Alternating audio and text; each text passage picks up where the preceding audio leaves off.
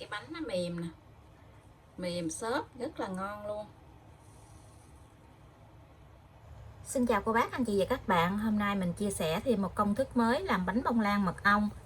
Bánh bông lan mật ong này rất là thơm luôn, cái màu bánh nó cũng đẹp nữa. Cái công thức này thì mình làm công thức 4 trứng, cho nên cái bánh nó cũng rất là bự luôn. Cái bánh nhìn rất là ưng ý luôn á. Cô bác, anh chị và các bạn thấy thích thì cùng vào bếp để làm cho gia đình mình thưởng thức nha. Phần nguyên liệu bánh hôm nay là mình có 4 cái trứng gà, một miếng chanh nhỏ, 100g bột mì số 8, 90g đường. Nếu như cô bác thích ăn ngọt thì mình có thể cho 100g cũng được nha. 40g sữa tươi không đường, 40g dầu ăn, 40g mật ong. Mật ong thì mình xài loại mật ong này. Thành phần nguyên liệu này thì mình sẽ để dưới đường mô tả để cho cô bác anh chị dễ tham khảo nha. Mình tách lòng trắng với lòng đỏ để ra riêng.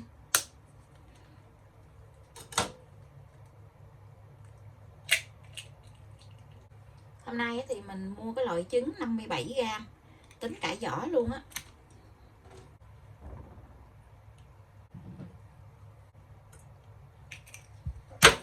Mình cho mật ong vào trong lòng đỏ.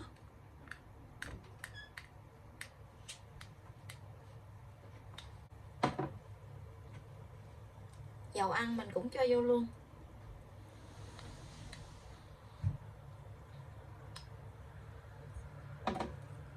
Mình khuấy cho đều cái hỗn hợp này lại.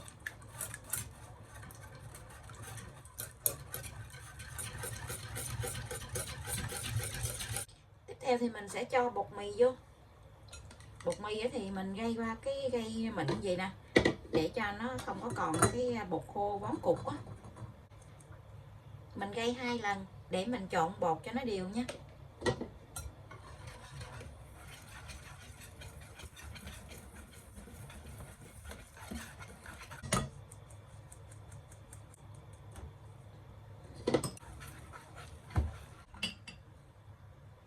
Sữa tươi không đường mình cũng cho vô luôn.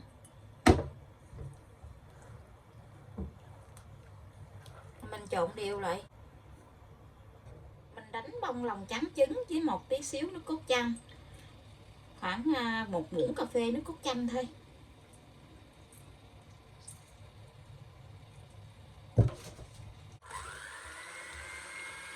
Khi mình thấy bọt trứng lên bọt lớn thì mình cho lượng đường thứ nhất vô. Đường này thì mình chia ra làm 3 lần để mình cho vô.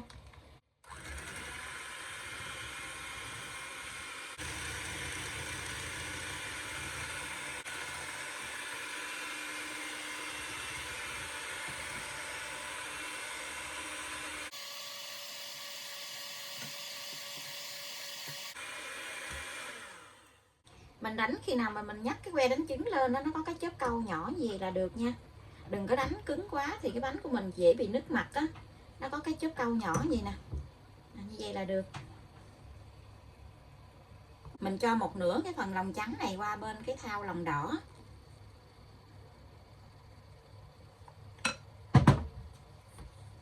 Mình dùng cái phới này mình trộn cho nó đều lại. Trộn một chiều nha.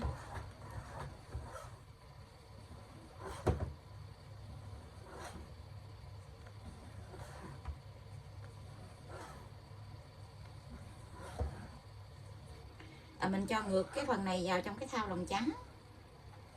Cái muỗng mình vét hết cái phần bột này xuống. Và mình dùng cái phới này mình trộn một chiều để cho cái lòng trắng này nó đều á.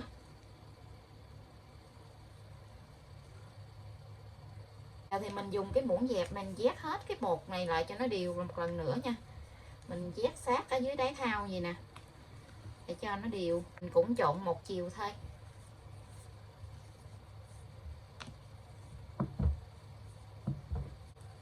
Mình trộn đều rồi thì mình sẽ cho vào trong khuôn để nướng luôn.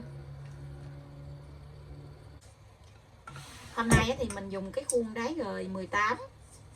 Vì công thức này 4 trứng cho nên nó là mình dùng cái khuôn nó lớn một chút. Mình lót giấy nến ở bên dưới và xung quanh của cái khuôn luôn. Tí nữa mình lấy bánh ra cho nó dễ. Hoặc là cô bác cũng có thể thoa dầu ăn hoặc bơ lên trên cái thành khuôn gì để dễ lấy bánh ra. Mình cho hết cái bột này vô, mình dỡ cao lên để cho cái bột lớn đó, nó bể bớt á.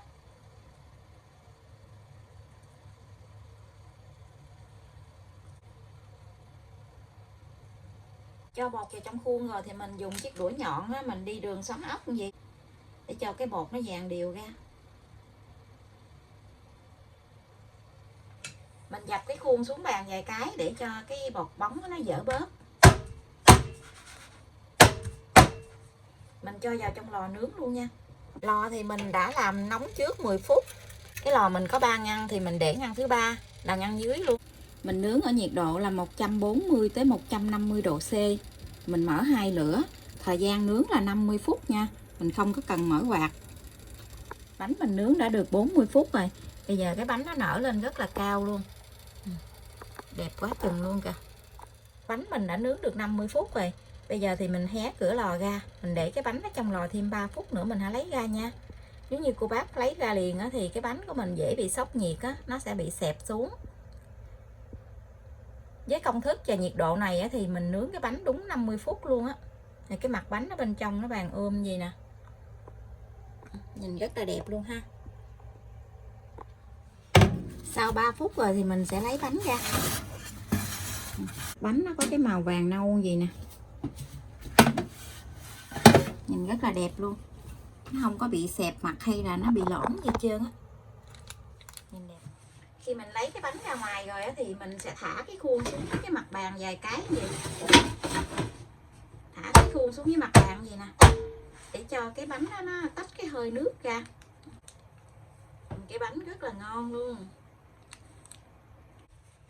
Mình cũng lấy cái bánh ra luôn. Để khuôn này là khuôn đá gời á, thì mình để cái ly nhỏ hơn cái khuôn vậy nè. Thì mình lấy cái bánh xuống cho nó dễ. Lót cái miếng giấy nến ở bên xung quanh á, cho nên nó là mình lấy cái bánh ra dễ dàng lắm. Bây giờ thì mình lấy cái miếng giấy nến này ra luôn. Để cái bánh của mình nó không có bị động mồ hôi lại á. Cái bánh của mình nó rất là thẳng luôn nè. Nó không có bị thắt eo, cũng không có bị lõm mặt nữa. Nhìn cái bánh đẹp quá chừng luôn á. Mình để cho cái bánh nó nguội tí xíu thì mình hãy lấy ra mình cắt nha. Và đây là bánh bông lan mật ong mình đã làm xong. Mình để ra ngoài nãy giờ cái bánh cũng không có bị thắt eo nè, cũng không có bị lõm mặt nữa.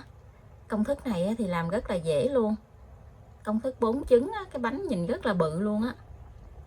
Làm bằng mật ong á, cho nên cái màu bánh nó cũng đẹp nữa. Cái bánh mềm xốp ngon quá chừng luôn. Cô bác anh chị và các bạn thấy thích thì cùng vào bếp để làm cho gia đình mình thưởng thức nha. Bây giờ thì mình xin chào tạm biệt. Hẹn cô bác anh chị và các bạn lại video tiếp theo. Cảm ơn cô bác anh chị và các bạn đã xem video của mình. Xin chào và hẹn gặp lại.